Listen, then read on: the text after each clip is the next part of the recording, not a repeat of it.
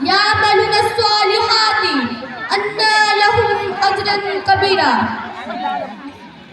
دنیا کی کتابوں میں اللہ کا قرآن چمکتا ہے، دنیا کی کتابوں میں اللہ کا قرآن چمکتا ہے، اور قرآن میں اللہ کا فرمان چمکتا ہے۔ عادت بنا لے تو تلاوت قرآن کی، عادت بنا لے تو تلاوت قرآن کی، اللہ کے نظروں میں وہ انسان چمکتا ہے۔ معزز اساتذہ کرام و مہمانان اعزام اور میری پیاری بہنوں، آج کا یہ پروگرام اپنے اندر ایک عظمت اور وقار رکھتا ہے۔ اس کی ایک اہمیت یہ ہے کہ آپ جیسے مقدس شخصیات یہاں تشریف فرما ہیں۔ میں آپ حضرات کے سامنے قرآن کی عظمت اور انقلابی تاثیر کو بیان کرنے کی جسارت کر رہی ہوں۔ میری پیاری بہنوں، قرآن کریم اللہ کا کلام ہے، حقانیت اسلام کی واضح دلیل ہے، فارق بین الحق والباطل ہے۔ اگر قرآن نہ ہوتا تو ہم اور آپ انسان نہ ہوتے، جانور سے بدتر ہماری حالات ہو جاتی۔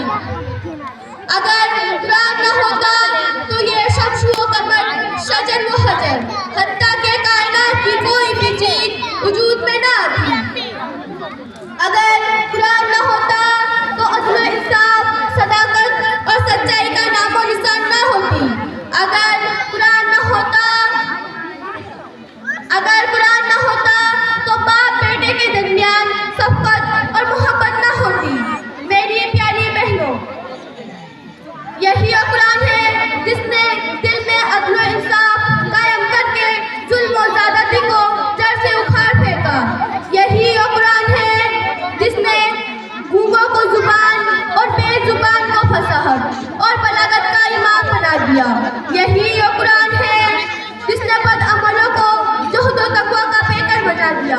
یہی قرآن ہے جس نے کفر اور شرک کے اندھیروں کو علم و عمل کے چراغ سے روشن کر دیا۔ یہی قرآن ہے جس نے عمر بن خطاب کو فاروق اعظم بنا دیا۔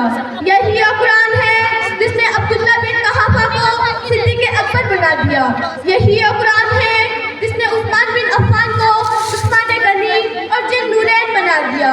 یہی قرآن ہے جس نے علی بن ابی طالب کو شیر خدا اور علی مرتضیٰ بنا دیا۔ یہی قرآن ہے جس نے عائشہ کو صدیقہ بنا دیا۔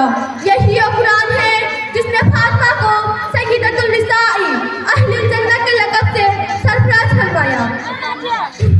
میری پیاری بہنوں، قرآن کو یہ عظمت کیوں نہ ہوگی؟ قرآن کا اتنا بلند مقام کیوں نہ ہوگا؟ قرآن کے اندر اتنی صفات کیوں نہ ہوگی؟ جبکہ قرآن جس ذات پر نازل ہوا وہ تمام مخلوق سے افضل، اور جس کے ذریعہ نازل ہوا وہ تمام فرشتوں کے سردار، اور جس مہینہ میں نازل ہوا وہ تمام مہینوں سے زیادہ متورک، اور جس رات میں نازل ہوا وہ 1000 راتوں سے افضل، اور جس شہر میں نازل ہوا وہ بلد امین جس کی اللہ تعالیٰ نے قسم کھائی ہے۔ قرآن کریم خود اپنی تعارفات اور خوبیاں بیان کرتا ہے۔ قرآن سے سوال کرو کہ تمہارا نام کیا ہے تو کہتا ہے قرآن مجید۔ قرآن سے سوال کرو کہ تو کس کے طرف سے آیا تو کہتا ہے تنزل من رب العالمین۔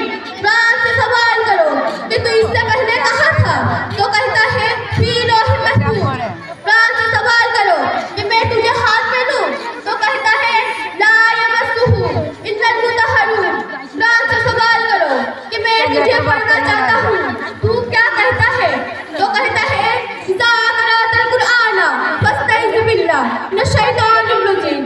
قرآن سے سوال کرو کہ تم میں کوئی کمی یا کوتاہی یا غلطیاں تو ہے نہیں تو کیا کہتا ہے تو کہتا ہے ذالک الکتاب لا ریب فیہ۔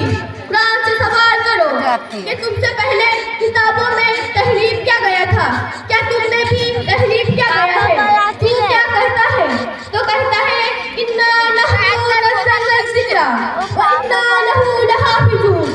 میری پیاری بہنوں، قرآن کریم میں وہ تاثیر ہے کہ ایک حرف ادا کرنے پر 10 نیکیاں لکھی جاتی ہے۔ علماء فرماتے ہیں کہ جس مکان میں قرآن کی تلاوت ہوتی ہے وہاں فرشتوں کی جماعت فی مزد نازل ہو جاتی ہے اور رحمت نازل کرتی رہتی ہے۔ جب